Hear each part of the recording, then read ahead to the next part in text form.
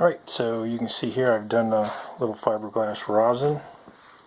We'll knock that all down a little bit, but we're going to start sealing that up.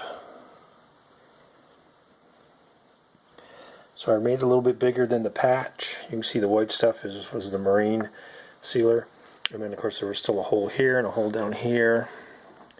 Hole down here in this area. So I pretty much fiberglassed over. Now this is riveted in, so it's not like I got to get back to the rivets. So once it was glued in there and solid, I went ahead and just cut it to fit, the fiberglass pad to fit, and then stuck it on, let it soak in the rosin, then stuck it on and made a slit over the top, so it slid right over the top of this, and that should be fine. Not expecting that to harden on there like that, but we'll get that nut off just in case. Oops, sorry. Get that nut off just in case. I think we should be fine. I'm going to do that with the other piece here in a little bit. You don't need to see me soak the rosin and all, so I'm not going to bother doing that, but just so you can see how I applied it. And I covered it pretty much all the way back to here. Raised up the rubber a little bit, got a little bit of rosin on the rubber, but that's not going to hurt anything. And then kept it away from the cracks so I didn't fill in the groove over here, so it still fits when it made it up back with the other half. And I think we're going to be good at that point. So that's going to dry. I don't even know if I need to sand it at all, but we'll see. We'll let it dry up a little bit and see what it looks like, but I doubt sanding it's necessary since nobody sees it. Alright, there's part one of this getting fixed. Here's the drain. What happens is the condensation from the AC collects down in here and runs out the drain, which actually goes to a tube, goes to a hose, and the hose sticks out of the bottom of the car, and that's where you see everything drip on a car in AC. So I cut a piece of fiberglass padding, and I will slap it over the edge here, and I'm going to trim it a little bit because I don't want it over the edges too far. So I'll trim it back just a little bit, but I do want it over the whole piece there a little bit. You can still see where where the marine stuff. Now I already checked this for sealing, at least on this part, and it sealed really good. I just filled it full of hose, filled the container with water, and then just kept it plugged over and just see if it leaked out around there. But the marine stuff seemed to seal pretty good. But I'm going to hit with fiberglass anyway. Keep that joint strong in there a little bit. At least give it a little help. So a little extra trim on here to get it to not be quite as sloppy, and then I'll soak it in the rosin. I'm just using a milk container that I cut. I'll stick the rosin in there and then soak the piece of fiberglass, and we're good. So that's coming up.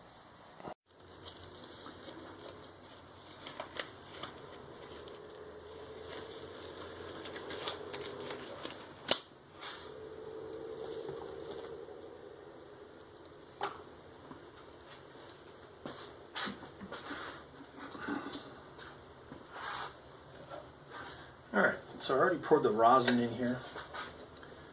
Now I just got to do the hardener. And that comes in a little clear tube like that if you want one of the Bondo kits. This is a new one, so I got to open that one up.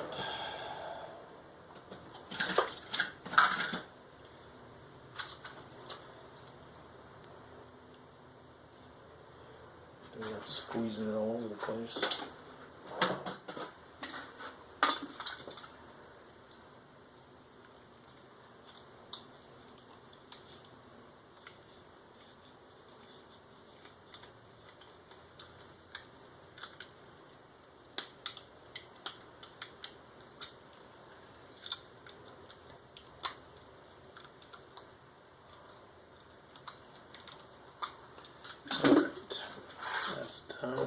It's just a few drops, they don't give you exactly a good measurement, but they tell you if you use 3/4 of a can, that's a huge can, use 3/4 of this, so you never know exactly what the mix is when you're not doing exactly what they say, but I put enough drops in there, I think, to make it harden.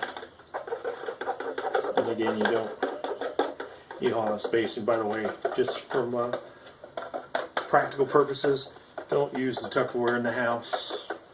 That gets frowned upon. I've done that before, and then you end up with missing Tupperware, but you got extra lids. So these water bottles do just fine. So I'm using just a pencil to stir it up. You can use whatever you want, but nothing good because it's not usable once again. And let it soak really good, get it saturated. I'll show you in a minute. The only hard thing about this is you got to be careful when you're mixing it, because it has a tendency to pull apart. And then once it does that, you lose, for this particular application, you lose the hole that I cut for to slide over top of this unit, so of that thing. So, and I'm just going to use my fingers. Oftentimes you can use tweezers or something like that, but and use rubber gloves. Rubber gloves are a necessity when you're working with this stuff. And so it doesn't have to be too fancy, because I didn't have to make that big a mess, but get it on, smooth it down.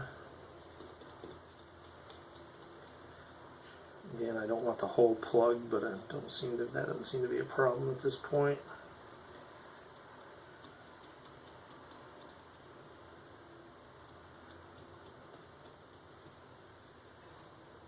Maybe a little bit too much rosin, but it'll harden.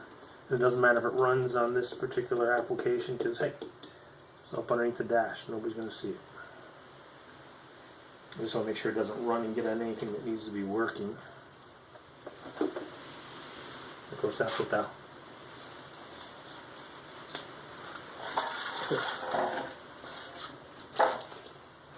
that's a little squeegee is for that comes with it. You can kind of guide it around.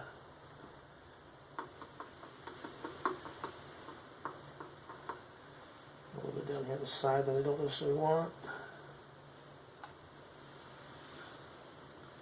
And then I got to make sure it stays up around the repair I did with the marine weld. And I just make sure I keep the residual. It's just starting to dry up just a little bit already. And it's a little warm out today, about 89. So it shouldn't take long to harden. You can see it's already starting. And again, I don't really care. The tolerances for getting it back underneath the dash are not that small, so even if it's not smooth, and I'm not sure I'm going to sand it or not, we'll just see. I doubt that I will. As long as it stays up here, it keeps the buildup around the end of this, I should be fine. Yeah, it's already starting to encase. Extra need.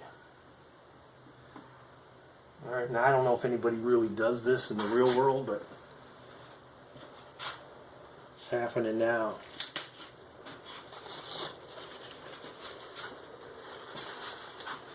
You can keep your squeegee clean too, just so you can keep using it. Although they come with it, but I got a bigger can, came with a bigger squeegee. This small squeegee works really good. And no, I don't get paid for wearing any of the shirts you see. They just come, if they come with something I bought and I like it, I'll wear it. Dallas Mustang parts. But really, I don't have any sponsored activity on my site. If you want to take a look over here, this is already dried up and pretty solid. Now I'm going to let them dry overnight, and I'm not going to do any more.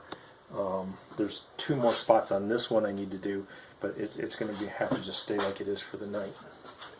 I don't like messing with it unless it sets up really good, because the last thing you want to do is tweak that and get it out of adjustment. It shouldn't with the marine weld on there, but I don't know how the rosins interact, so I just want to keep it Let's do one at a time. It's like when you're a kid and you're doing the models, and you're so excited to get that car model done, you end up spending too much time on too much glue, and next thing you know, you got parts falling apart because you didn't let the glue set while you flipped it over and tried to do another piece. Been there. This is, you know, not too much different than that. All right, so there. Now you're up to speed and where I am with that.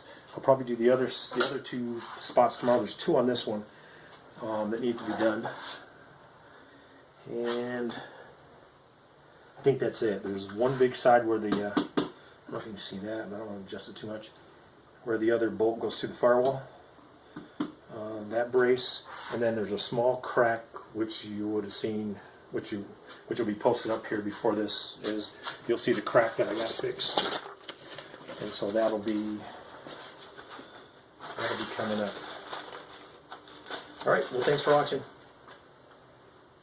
All right, so we're back with the heater core, and I finished up fixing the last two spots. Again, you can see some of the white in there is the marine weld, and then fiberglassed over the edge. I wanted to make sure that was strong again, and I think I've accomplished that. And then there was a small crack down here, which I didn't fill. You can still see part of it here, but I don't think that's going to hurt anything. But I just want to keep it from spreading. So we should be good right there. And so next step here is to put this all back together with a new heater core in there. I do need to do a little investigating on the soft padding. I don't know if I can replace that. Maybe there's something I can replace it with just before I put it back together. So I'm doing that, and then I've got to order the clips. They go into here. So that'll all be coming up. And then, you know, she's going to go back in the car. And of course, the engine's still out. Should be done another week or so, at least the bottom end. And then we'll get that back. And that'll be a banner day. But for now, we're just dealing with this.